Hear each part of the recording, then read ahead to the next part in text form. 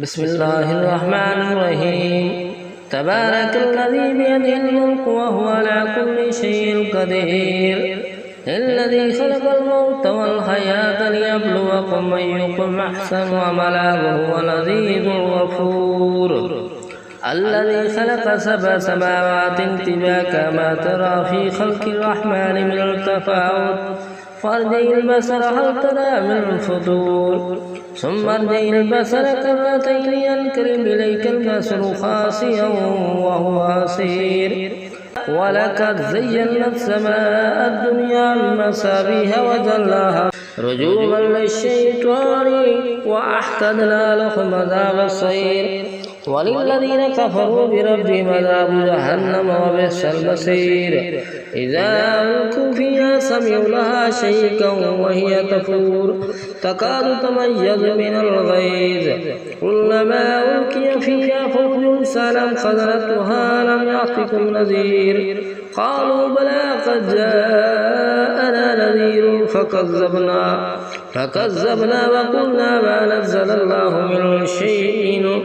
من شيء إن أنتم إلا في ضلال كبير فقالوا لو كنا نسمع ونعقل ما كنا في أصحاب السعير فاعترفوا بذنبهم فسوقا لأصحاب السعير إن الذين يخشون ربهم بالغيب لهم مغفرة وأجر كبير وأسروا قولكم أو اجهروا به إنه عليم بذات الصدور ألم يعلم من خلق وهو اللطيف الخبير هو الذي جعل لكم الأرض ذلولا فامشوا في مناكبها وكلوا من رزقه وإليه النشور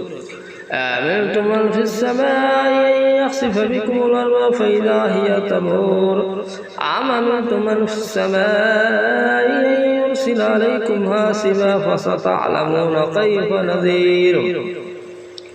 ولقد كذب الذين من قبلهم فكيف كان نكير أولم يروا إلى الطير فوقهم سافات ويقبضن ما يمسكهن إلا الرحمن إنه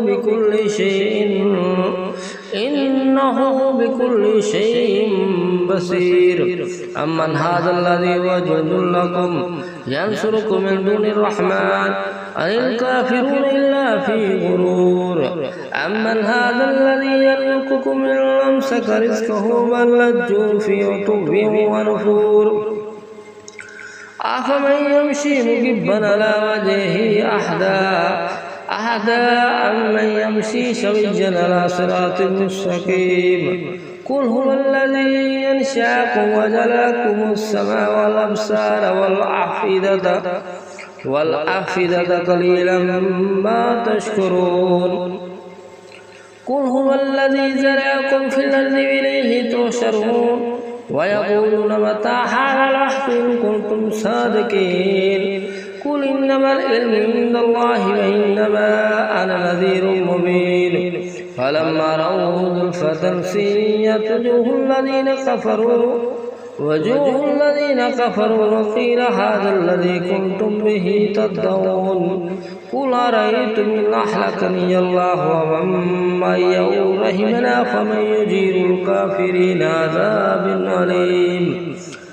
قل هو الرحمن آمنا به وإليه توكلنا فستعلمون من هو في ضلال مبين قل أرأيتم إن أصبح ماؤكم غورا فمن يأتيكم بماء